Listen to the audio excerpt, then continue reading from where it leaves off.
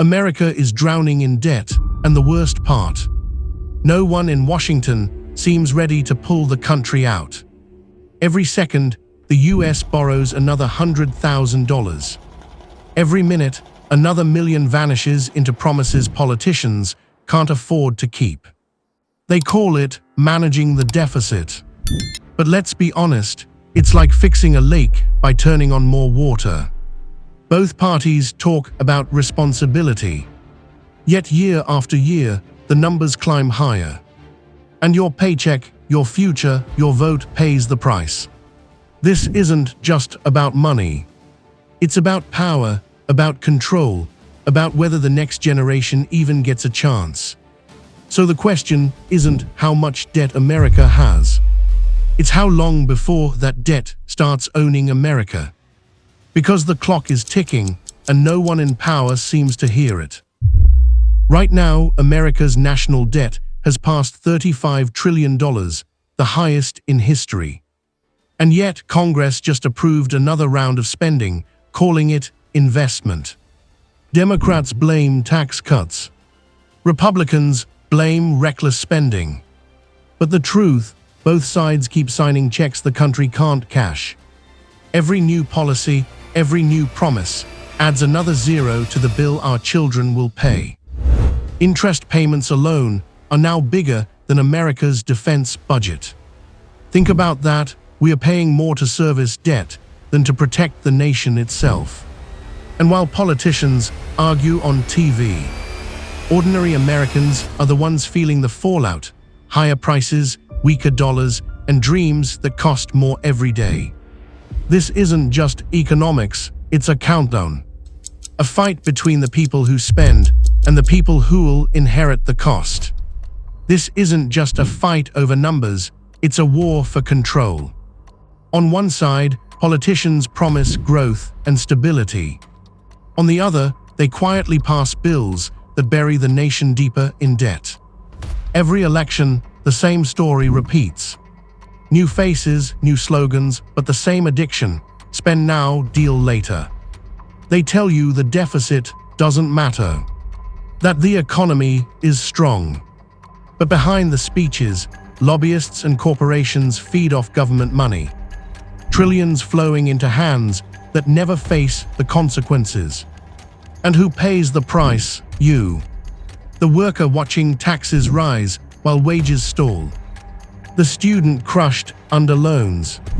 The family wondering why a dollar buys less every year. This isn't left versus right anymore. It's the powerful versus the accountable. The elite who play with numbers and the citizens who live with results. Because the truth is, America isn't broke, it's being broken. By leaders who treat the economy like a game. And by voters who have been taught to stop asking questions. But the clock is still ticking, and it's not too late.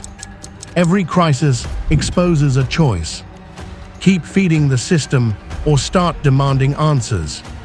Because the real debt America owes isn't just financial. It's moral.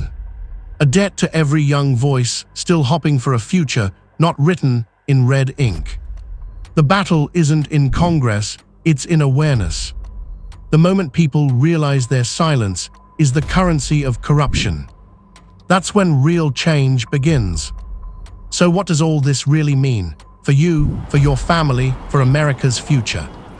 It means every time the government borrows another trillion, your rent gets higher, your groceries cost more, your paycheck stretches thinner.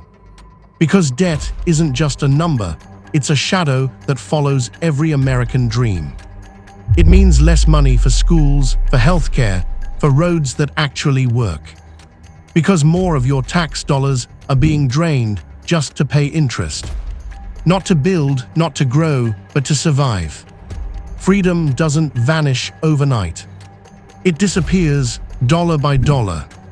When the people lose control over how their money is spent, and the nation becomes owned by its own debtors. This is how empires fall. Not by invasion, but by inflation. Not with a bang, but with silence. But there's still time. If we understand that this crisis isn't just political, it's personal. If we stop treating the deficit like someone else's problem and start seeing it as the fight for our own future. Because every dollar borrowed today is a choice stolen from tomorrow. And the future, your future, deserves better than that. In the end, this isn't just a story about debt. It's a mirror held up to a nation that forgot how to live within its means.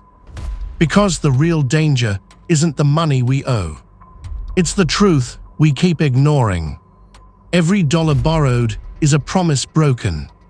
Every silence is an approval stamp on corruption. History won't remember the budgets or the debates. It'll remember the moment the people realized they'd been sold a lie and decided to wake up. Maybe it's time we stop asking who's to blame and start asking who's still brave enough to fix it. Because the future doesn't belong to those who spend without thinking. It belongs to those who refuse to stay silent. So remember this: empires don't fall when they run out of money. They fall when they run out of courage. And right now, America still has one last chance to face the truth, fight the complacency, and prove that a nation built on freedom can still afford its own future.